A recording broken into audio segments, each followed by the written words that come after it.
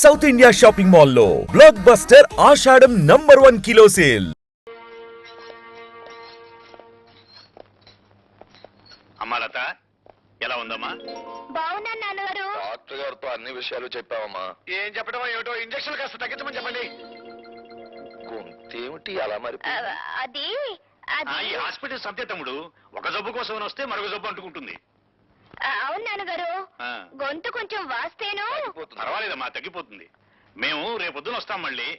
నువ్వు బాగా విశ్రాంతి తీసుకోమ్మా. అలాగే నాన్నగారు. పద తమ్ముడు.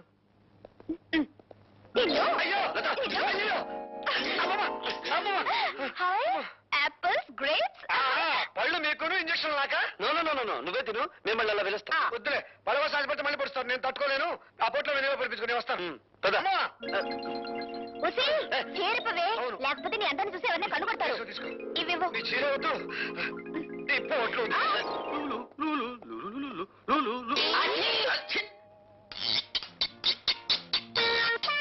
ఏం సార్, ప్రతిరోజు మమ్మల్ని అందరినీ ఆడిపోస్తున్నవారు ఈ రోజు మీ ఫైల్ అన్నట్టుంది.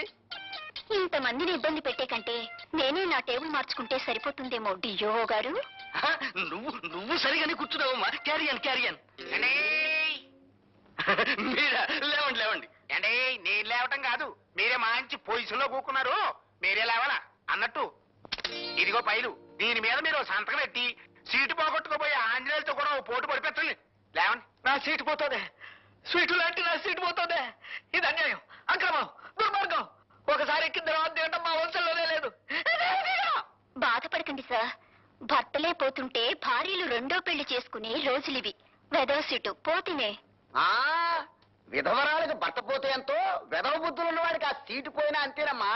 ఉదయాందోళన డోలన డోలాయమా గీతం బ్రవీత ప్రవీత. మరోసారి తత్తు తెలుగులో మాట్లాడబట్టి నిన్ను. అంటే తెలుగో ఇంగ్లీషో మనకి ఎందుకు చెప్పండి. వెంటనే ఈ పైల మీద సంతకం పెట్టండి. ఇలా ఇవ్వండి, గీకేస్తాను. నువ్వు సంతకం చేసినా చెల్లదయ్యా. ఈ రోజు ఆ భార్గవ్ గారు జాయినింగ్ రిపోర్ట్ ఇస్తున్నాడు. వాడు సంతకం చేస్తేనే చెల్లుతుంది. టైం అయిపోతాం, త్వరగా రావా.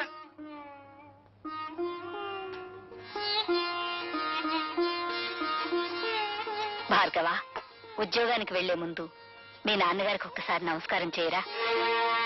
భార్గవ, శుభమాని ఉద్యోగానికి వెళ్లే మొదటి రోజు ఈ అమ్మ కోసం మీ నాన్నగారికి ఒక్కసారి నమస్కారం చేయలేవా?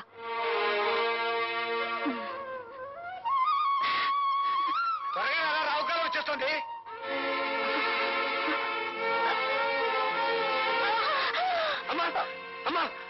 అమ్మా ఏమైందిరా? ఏమైందో తెలీదురా. అమ్మా కంగారు పడు, ముందు హాస్పిటల్ తీసుకెళ్దాం.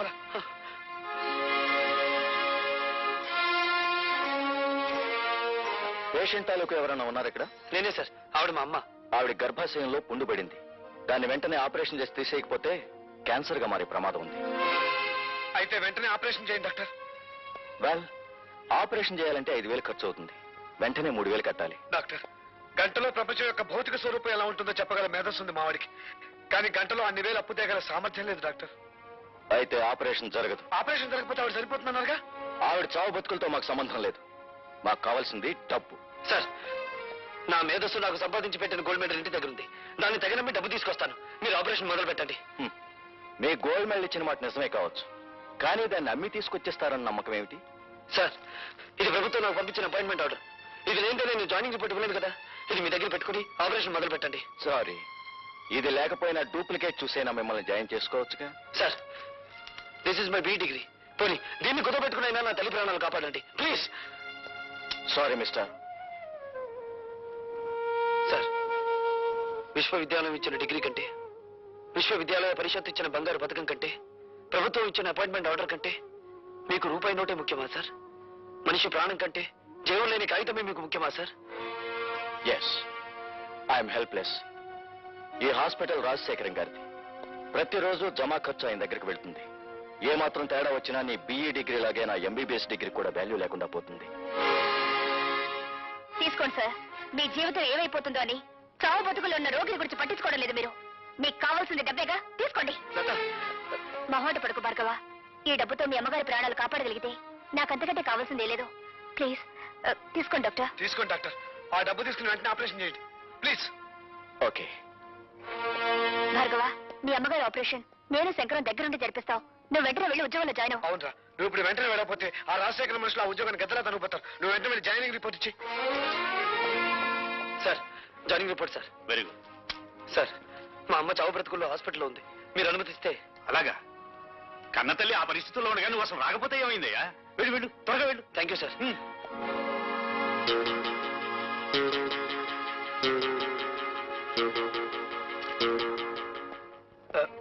Excuse me doctor.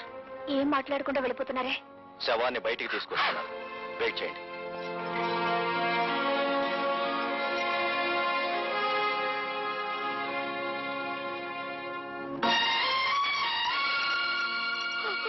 అత్తయ్య, మీ అమ్మ ప్రాణాలకి మా ప్రాణాలు అడ్డు వేస్తామని ధైర్యం చెప్పి భార్గవుని పంపించావు. ఇప్పుడు వారికి ఏం సమాధానం చెప్పమంటావు అత్తయ్య?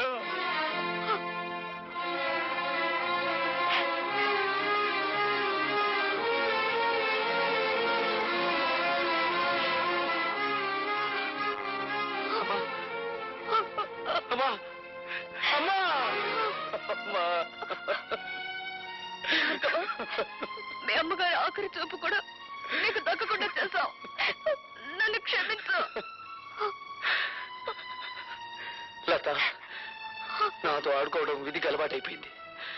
కన్నీళ్లు కాటికి వెళ్లి అమ్మ ప్రయాణాన్ని ఆపలేవు.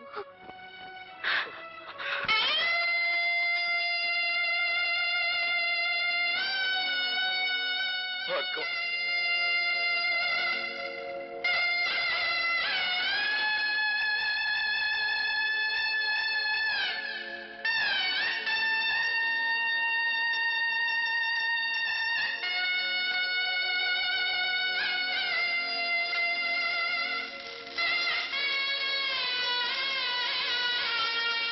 అన్ను ఆ కొత్త ఇంజనీర్ గారు సంతకం పెట్టకపోతే మన తూముల డబ్బంతా దొప్పినట్టారా? అబ్బా, ఏమిట్రా ఆ భాష?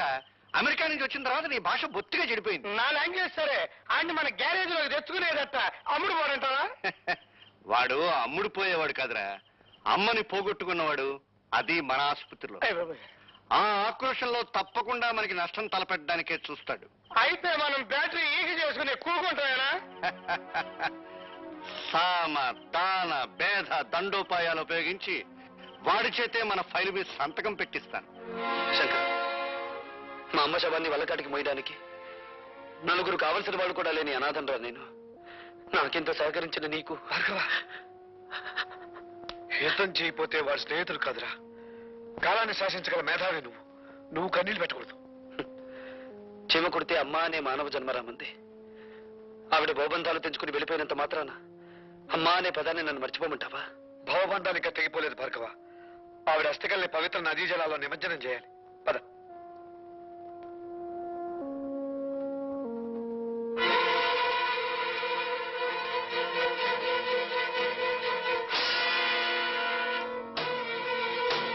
మొదటి ప్రపంచ యుద్ధం ఎందుకు వచ్చింది? ఒక డాక్టర్ నిర్లక్ష్యం వల్ల. ఒక డాక్టర్ నిర్లక్ష్యం వల్ల.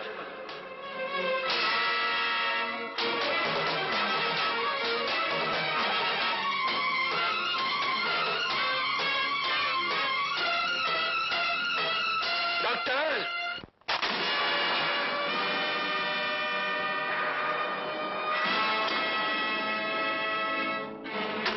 డాక్టర్, ఒక రోగి ఒంట్లో జ్వరం ఎంతుందో తెలుసుకోవడానికి నీకు థర్మోమీటర్ అవసరం కలగచ్చు. ఒక పేషెంట్ ఒంట్లోని రక్తపు పోటును రీడ్ చేయడానికి నీకు బీపీ అపారటస్ అవసరం ఉండొచ్చు. కానీ మా అమ్మను నువ్వే చంపావని చెప్పడానికి నాకు థర్మోమీటర్ అక్కర్లేదు, బీపీ అపారటస్ అంతకన్నా అవసరం లేదు. నీ ముఖానికి పెట్టిన చెమటే చెప్తుంది నువ్వు ఆ తప్పు చేశావు అని. మా అమ్మ కడుపులో నుంచి బయటపడ్డప్పుడు నేను ఎలా ఉన్నానో నేను చూడలేదు. కానీ బూడిదైపోయిన మా అమ్మ కడుపులో నుంచి బయటపడ్డ ఈ కత్తెలను చూశాను. దీన్ని నువ్వే ఆవిడ కడుపులో పెట్టి మర్చిపోయి కుట్లు కొట్టేశావు కదూ? Yes! నన్ను చంపొద్దు. ఏ, నీ ప్రాణం మీద నీకు అంత తీపిగా ఉందా? మనిషిని కాపాడటానికి నీ జీవితాన్ని ధారపోస్తానని మానవత్వ శాస్త్రం మీద ప్రమాణం చేసి వచ్చిన నువ్వు మాట తప్పావు. అందుకే నేను మానవత్వ పంచులు దాటి నరరూప రాక్షసుడుగా మారి మా అమ్మను అన్యాయంగా మట్టిలో కలిపిన నిన్ను మట్టిలో కలిపేస్తాను.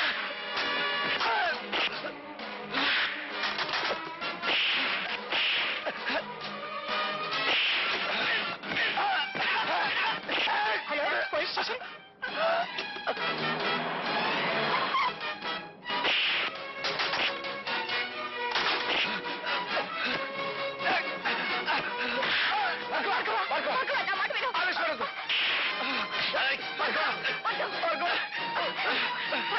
వదలండి, నన్ను ఆపకండి. కనిపించే దేవుళ్ళు అనుకునే డాక్టర్లకే మచ్చ తెచ్చే నీచుడిని చంపనివ్వండి. నా తల్లిని అన్యాయంగా చంపిన వీడికి నన్ను శిక్ష వేయనివ్వండి.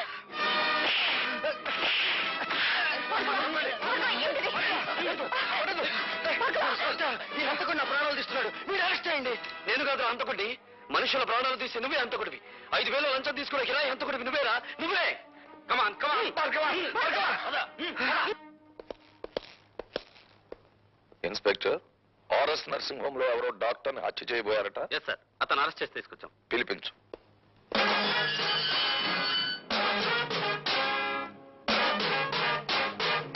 నీ పేరు? భార్గవ. మీ అన్నయ్యను కాపాడినప్పుడు చట్టానికి చుట్టాన్ని, ఇప్పుడు చట్టానికి ముద్దాయిని. అంటే నువ్వు చేసింది నేరం కాదంటావా? చీఫ్ ఇంజనీర్ గారిని చంపుతున్న మనుషుల్ని ఒకప్పుడు కొట్టాను, ఇప్పుడు తప్పు చేసిన డాక్టర్ని కొట్టాను. అది నేరమైతే ఇది నేరమే. ఆపరేషన్ జరిగిన తర్వాత పేషెంట్ ప్రాణం పోతే అది హత్య కాదు. అంటే మనుషుల్ని చంపడానికి మీరు డాక్టర్లకి ఇచ్చిన లైసెన్స్ అది? మీకు నేరస్తుల్ని కొట్టడానికి లైసెన్స్ ఉన్నట్టే వాళ్ళకి మనుషుల్ని చంపడానికి లైసెన్స్ ఉంది. జడ్జీలకు దోషి ఎవరో నిర్దోషి ఎవరో తెలియకపోయినా శిక్ష వేసే లైసెన్స్ ఉంది. Am I correct?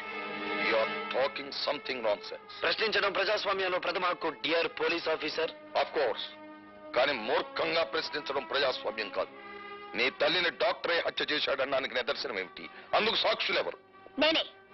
బేబీ, క్షమించండి డీసీపీ గారు, ఇది పోలీస్ స్టేషన్. నేను సాక్షిని, మీరు పోలీస్ ఆఫీసర్, అంతే. All right.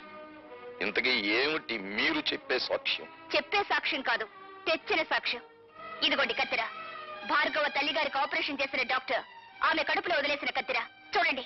అందువల్లే ఆవిడ ప్రాణాలు పోయాయి. ఆవిడ దహన సంస్కారాలు అయిపోయిన తర్వాత అందులో దొరికింది. అందుకు నేను సాక్షి. ఇప్పుడు చెప్పండి ప్రతాపరావు గారు, ఒక డాక్టర్ తన నిర్లక్ష్య మూలంగా మా అమ్మను చంపడం నేరం కాదా? ఏమిటలా తెల్లబోయి చూస్తున్నారు? ఇంకా నన్ను ఏ సెక్షన్ ప్రకారం ఇక్కడ అరెస్ట్ చేసి ఉంచవచ్చునని ఆలోచిస్తున్నారా? ఒక పోలీస్ అధికారి మీద తిరగబడి మాట్లాడినందుకు సెక్షన్ 321 ప్రకారం ఇక్కడ అరెస్ట్ చేసి ఉంచవచ్చు. లేదు, తల్లిని చంపిన డాక్టర్ని హత్య చేయబోవడం నేరమేనని సెక్షన్ 306 ప్రకారం ఇక్కడే ఉంచవచ్చు. ఇన్స్పెక్టర్, భార్గవ్ మీద ఫైల్ చేసిన ఎఫ్ఐఆర్ తీసుకురా.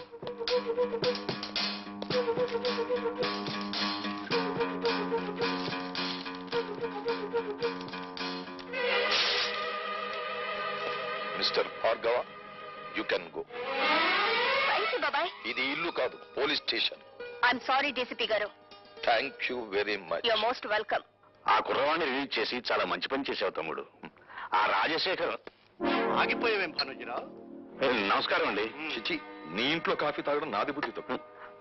శభాష్, ఇప్పుడు నా అన్నం అనిపించుకున్నాం. నాకు మర్యాదలు చెయ్యకపోతే నేనేం బాధపడను భానుజీరావు, కానీ ఇప్పుడు చెప్పబోయే పని చెయ్యకపోతే ఆగ్రహించవలసి వస్తుంది. మర్యాదగా కాగితం మీద సంతకం చెయ్యి.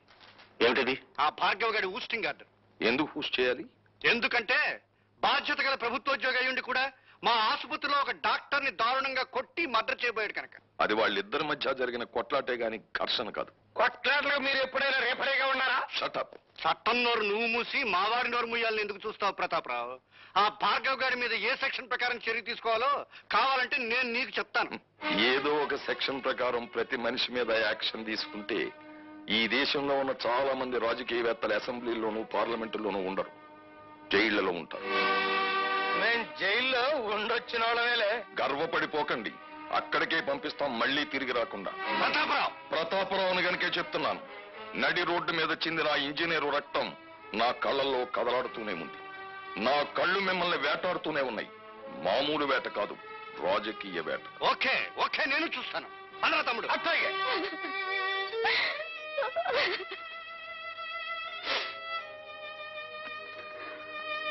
భార్గవ, మేము వెళ్తాం రా. శంకర్, పసితనంలో తండ్రి మోసం చేసి వెళ్ళిపోయాడు. ప్రయోజకుడయ్యానని తెలిసిన మరుక్షణం అమ్మ మోసం చేసి వెళ్ళిపోయింది. ఇక నన్ను ఒంటరివాణ్ణి చేసి మీరు కూడా వెళ్ళిపోతారా? వెళ్ళిపోండిరా, వెళ్ళిపోండి.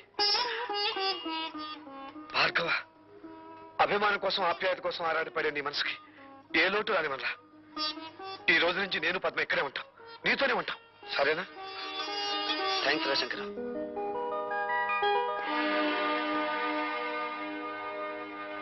Good morning everybody. Good morning sir. ఆగండి సార్, అక్కడే ఉండండి సార్.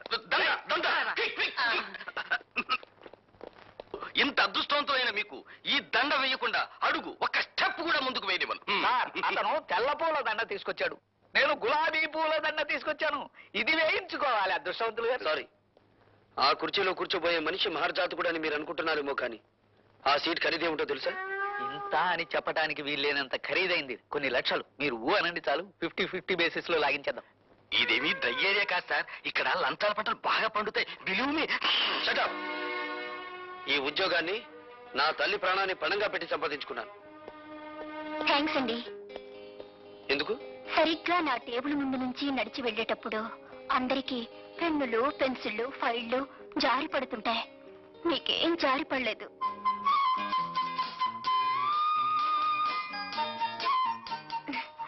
ఐసి, రేపటి నుంచి ఎవరి పెన్నులు పెన్సిళ్ళు జారి పడకుండా నీకు ఒక తారక మంత్రం చెప్తాను. అలాగే సార్.